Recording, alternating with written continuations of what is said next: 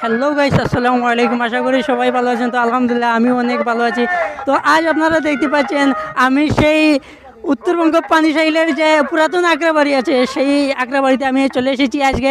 সেখানে লীলা কীর্তন চলতেছে। তো এই মুহূর্তে আমি সেই মণ্ডপে গিয়ে আপনাদেরকে দেখানোর চেষ্টা করব। তো আশা করি সবাই আমার সঙ্গেই চলুন। শাহিন, তো এই মুহূর্তে দেখতে পাচ্ছেন আমার সঙ্গে সেই আছে কুখ্যাত সেই শাহিন আমার শাহিন সাহেব। তো দেখতে পাচ্ছেন সেই আমাদের শাহিন সাহেব কোনো কথা আমার শুনছে না। তো আমাকে সে গুরুত্ব না দিয়ে সে উপরে চলে যাচ্ছে। সেই একাই কিশোরী খাবে, বাট আমাকে দিবে না।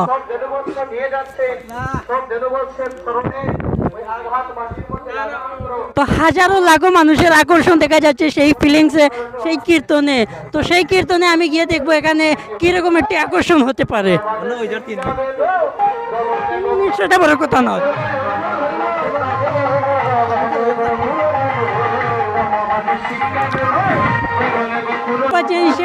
সেই পুরাতন আগ্রাবাড়ি যেটাকে আমরা অনেক দিন ধরে শুনে যাচ্ছি, বাট কখন আমরা সেটা দেখিনি। তো আজ আমি আপনাদেরকে দেখাচ্ছি এই সেই পুরাতন আগ্রাবাড়ি, যেটা হচ্ছে কি জঙ্গলের মাঝখানে। তো এখন আলো নেই গতিকে আমি আপনাদেরকে দেখাতে পাচ্ছি না। তো আলো হলে আমি আপনাদেরকে দেখাতাম। তো গাইস আমার সঙ্গে চলেন, সেখানে কি হচ্ছে আমি আপনাদেরকে তুলে ধরার চেষ্টা করব।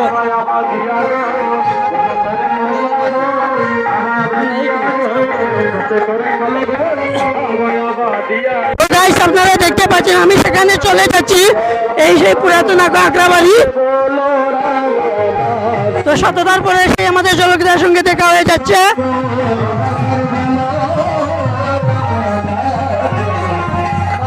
তো এখানে অনেক বাজনার শব্দ আমি শোনাতে পারছি না।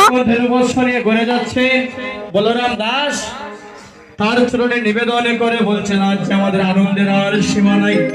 তাই গোবিন্দ কি করলেন, যখন নবলক্ষ দেনু সব শতাগণকে সঙ্গে করে নিয়ে মায়ের মাতৃগৃহে যাবেন, যখন মাত্র যাবর নগরের কাছে। তো গাইস এই মুহূর্তে আমি চলে এসেছি সেই আগ্রাঘাটের লীলাতন কীর্তনে। আপনারা দেখতে পাচ্ছেন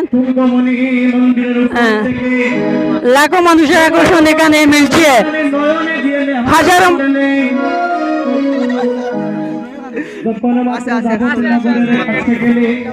লাখো মানুষের আকর্ষণ দেখা যাচ্ছে ঠিক সেইখানে পূজা মণ্ডপে।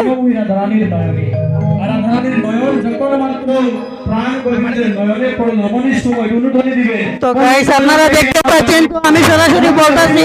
তো আমার কথা সুর এই মুহূর্তে উড়ে যাচ্ছে না, অনেক বাজনা, অনেক বাজনা।